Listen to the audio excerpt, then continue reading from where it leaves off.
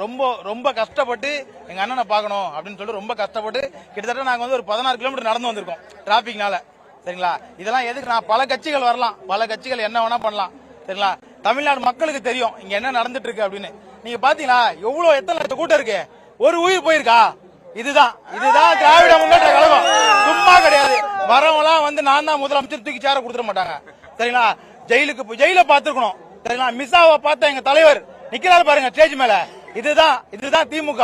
சும்மா வந்த உடனே நானும் வந்துட்டேன் பேச முடியாது. புரியுதுங்களா?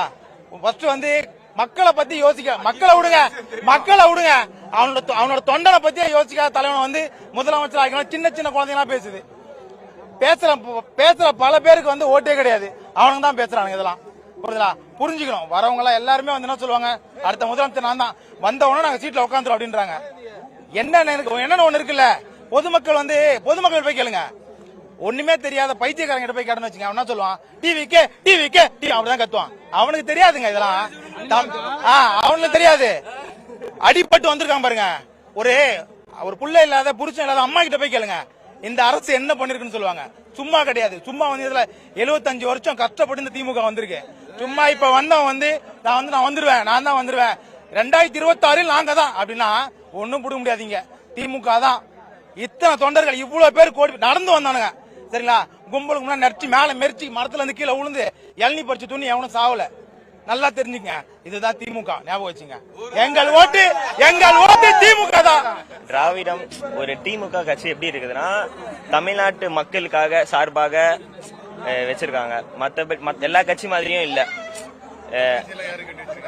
இல்ல இது வந்து தமிழ் மக்களுக்காகவே உருவான கட்சி மாதிரி இருக்கு. கேஸ்ட், ரிலீஜியன் அது பேஸ் பண்ணி இருக்கு. இது வந்து மக்கள் சார்பாகவும் இப்ப கேஸ்ட் பேஸ் கிடையாது. இப்ப எத்தனையோ பிஜேபி எடுத்துக்கலாம், நிறைய கட்சி எடுத்துக்கலாம். இப்ப வந்து எஸ்ஐஆர் ஃபார்ம்லாம் விட்டுருக்காங்க. இப்ப எஸ்ஐஆர் ஃபார்ம்லாம் வந்து காங்கிரஸ்ல வந்து ராகுல் காந்திலாம் வந்து லிஸ்ட் விட்டுருக்காரு.